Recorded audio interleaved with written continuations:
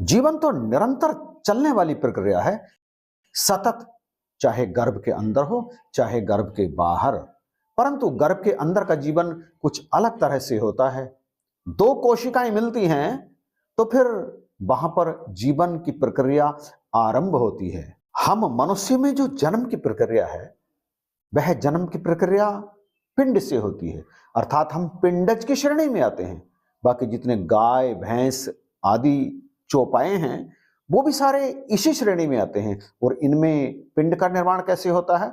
मादा के गर्भ में जब अंडे का उत्सर्जन होता है, तो उस समय जब पुरुष का शुक्राणु उस अंडे से मिलन करता है, तो फिर वो जो दो कोशिकाएं होती हैं वो आपस में मिलकर के एक हो जाती हैं, और उनके एक होने पर एक मांस के लोथड़े का निर्माण होता है, जो धीरे धीरे जब बढ़ता है तो लगभग 40 दिनों के बाद जाकर के 40 से 48 दिनों के अंतराल में जाकर उसमें प्राण अर्थात चेतना का प्रवेश होता है, उसमें चेतना आती है और फिर वो धीरे धीरे और बढ़ने लगता है। टाइम जब 3 महीने के आसपास हो जाता है तो फिर उसमें हृदय की प्रक्रिया पूर्ण हो जाती है, अर्थात गर्भ धारण के समय से लेकर के अगले 3 महीने या 1-2 दिन और ज्यादा लग सकते हैं। इस टाइम में जाकर के उस शिशु के शरीर के अंदर हृदय पूर्ण रूप से बन जाता है और तब उसमें जीवात्मा का प्रवेश होता है। ऐसा तमाम धर्म ग्रंथों में लिखा है। यह जीवात्मा उस भ्रूण में 3 महीने के उपरांत ही क्यों आता है?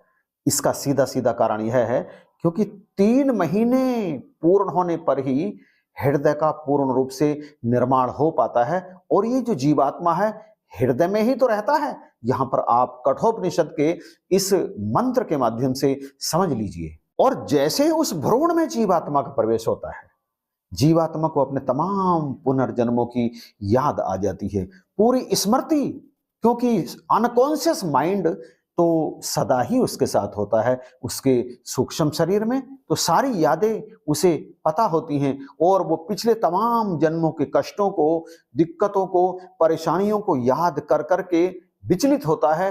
और उसे ये भी पता होता है कि यदि मैं अपने किसी मनुष्य जन्म में अपने उद्धार का काम कर लेता तो ये तमाम जन्म ना तो मुझे प्राप्त करने होते और ना ही मुझे कष्टों का सामना करना पड़ता। तो वो वही कहता है कि मुझे अब जो मनुष्य जन्म मिलने के लिए जा रहा है, मैं उस मनुष्य जन्म में सदा परमात्मा का भजन करूंगा। और वो पूरे 9 महीने इसी संकल्प को लगातार दोहराता रहता है। कभी खुश होता है, कभी दुखी होता है अंदर, परंतु जैसे ही वो गर्भ से बाहर आता है और संसार की वायु जैसे ही उसको टच करती है, उसे अपनी तमाम यादें विलुप्त हो जाती हैं, उसे ध्यान नहीं रहती। हाँ, कुछ ध्यान रहती हैं जो जन्म के कुछ महीनों, कुछ वर्षों तक उसको ध्यान में रहती हैं, परंतु जैसे जैसे वो बड़ा होता है वैसे वैसे वो लुप्त होती जाती हैं। और उस जीवात्मा में जो वो वास्तविक मैं है, अहम है, वो अब आकर के जैसे जैसे वो इस माया को देखता है वैसे वैसे उसका अहम जागृत होने लगता है।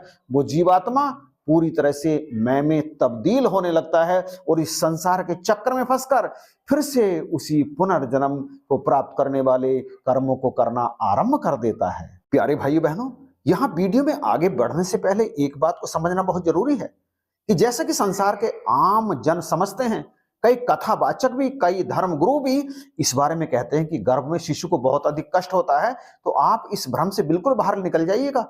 वैसा कष्ट तो बिल्कुल भी नहीं होता जैसा वो बताते हैं। वो शारीरिक रूप से बिल्कुल संतुष्ट रहता है, ना उसे खाने की चिंता होती है, ना उसे पीने की चिंता होती है, ना उसे सांस लेने की चिंता होती है। ये सारे के सारे कार्य तो उसके स्वतः ही चलते रहते हैं। हाँ, जैसा कि अभी पीछे वीडियो में कहा, उसे इस तरह की चिंताएं होती हैं कि वो जो पिछले जन्म की स्मृतियां उसे विचलित करती हैं, उनसे वो व्यथित रहता है। लेकिन जहां तक उल्टे लटके रहने की बात है कि गर्भ में शिशु उल्टा लटका हुआ बहुत परेशान रहता है, तो ना, ये बात बिल्कुल गलत है।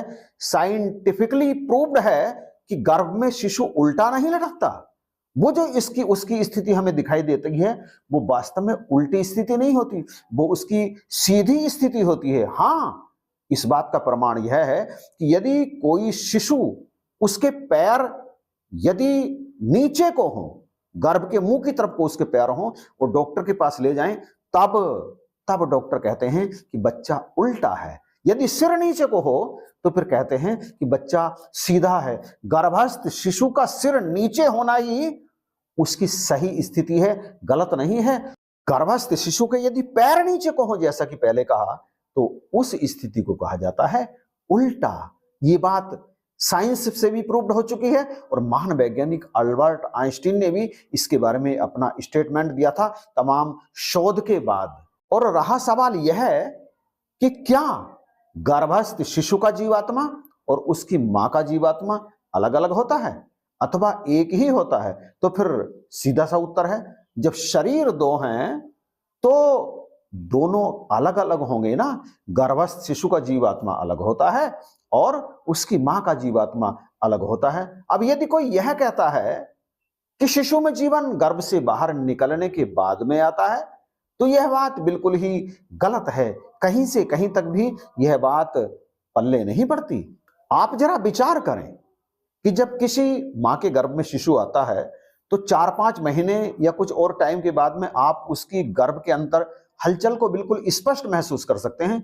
कभी वो इधर से उधर डोलता है, कभी उधर से इधर डोलता है, कभी वो पैर चलाता है, और उसके ऐसा करने से उसकी माता बड़ी आनंदित होती है और उसके पिता भी उसे महसूस करके बड़े खुश होते हैं। तो यदि उसके अंदर जीवन है गर्भ में रहते हुए, तभी तो वो हलचल कर रहा है।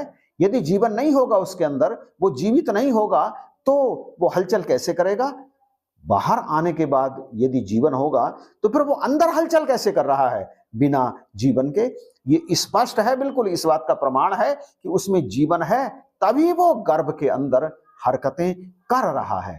और प्यारे भाइयों बहनों, वीडियो समाप्त करने से पहले एक और गलतफहमी निकाल देनी बहुत जरूरी है कि कोई अगर ये कहता है कि गर्भ में आत्मा कब प्रवेश करता है, तो आप उसकी बात पे कभी भी यकीन मत करना, क्योंकि गर्भ में आत्मा प्रवेश करता ही नहीं, वो तो पहले से वहां पे रहता है।